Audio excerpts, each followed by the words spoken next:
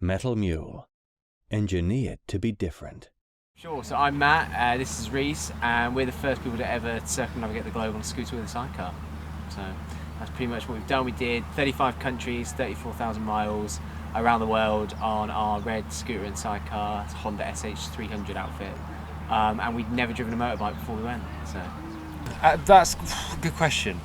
So I guess what we usually say is there's two reasons, I suppose, and they kind of both start from about 5 years ago when we started planning the trip. It's very sort of good-natured, charity-driven, if you like. So at the time we started planning it, there was a big sort of issue in terms of Calais migrant crisis and that sort of thing, and there was sort of negative stories about sort of migrants who were stuck there, and we kind of didn't really like the sound of some of these stories, and they were painting people in a negative light, so we kind of thought that can't be true. And a lot of these stories are spreading to people from different countries around the world, and we kind of thought that's also not true.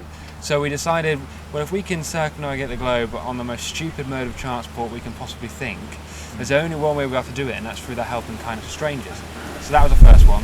The second one was that as we were sort of researching the Calais migrant crisis, we discovered that essentially a lot of people were being targeted for human trafficking. And human trafficking, as we sort of did more research on it, we realised essentially it's where someone or people has been moved from one place to another place, being exploited for someone else's gain. yeah. And quite often it's a gateway into a life of modern slavery, which is what we raise money for. So it was very cause driven, the reason Yeah. we did it. It was all about the cause. We weren't bikers, we weren't into travel majorly or anything like that. We always wanted to do something a bit crazy, and then we just heard about this issue. We didn't really like the stories in the press. We thought the world's a better place and it's been painted. Let's go and show people. The way we can do that is by taking this stupid vehicle around the world. Exceptionally stupid. Yeah, vehicle. it probably started with too many of these, actually, didn't it? In hindsight, yeah. yeah, that's pretty much why. We'd always done like silly things growing up for good causes, but nothing major, nothing No. like a big charity challenge. And like I said, we'd always wanted to do something crazy.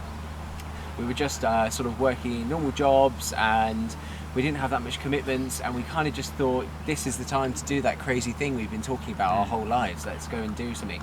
The idea that we were going to be the first people to ever do something really got me. Like, I thought that's kind of fun to be, even if it's something like Extremely driving, niche. Yeah, really niche. No one Like, would ever think yeah. of doing it. I thought, sure, why yeah, not? exactly. It's still the first time, and it was Guinness World Record too. Broke the Guinness World Record 8 times over, which is cool. It's unofficial at the moment. We're getting there. A lot of evidence they need, but yeah, we did it, and it's a fun thing to be able to say, really. We approached a variation of sidecar manufacturers in the UK, and they always sort of a bit like, I'm not so sure. You've got this idea, and I can't see you doing it. Don't think it's so possible. yeah. Yeah. And we were sort of preaching, we're going to leave in 3 months, and we still didn't have a sidecar.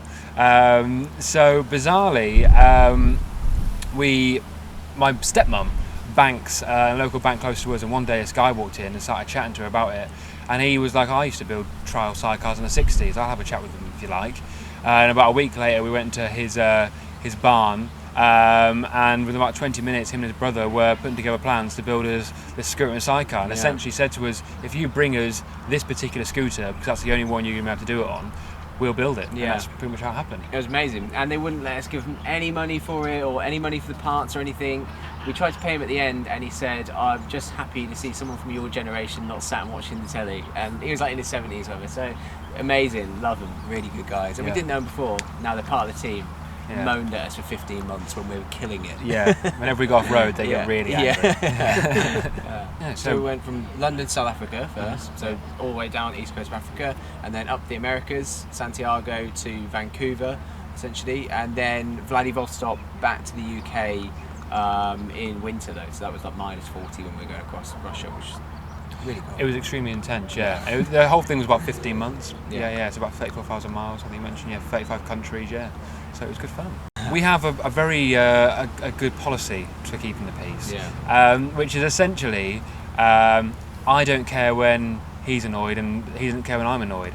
So basically it's brilliant because, I mean, at times, being sat in a sidecar, you can be really annoyed with the guy driving and vice versa. But when you're like, I'm really annoyed with you, and they're like, I don't care at all, there's absolutely no way you can go with that.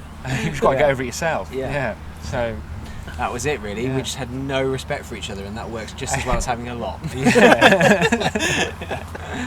To be honest, the last thing we did was obviously Russia, and that was we were so out of our depth, to the point we couldn't believe it. Like obviously what we kind of found with most of the trip is that at times there were sort of really intense, like difficult, dangerous moments, but you wouldn't realise they were dangerous until you'd done it, and on reflection you were like, blimey, that was dangerous. With Russia, we were halfway through Siberia realising, blimey, the last 2 weeks are dangerous, and then we've still got 5 weeks of exactly the same thing going forward. Yeah.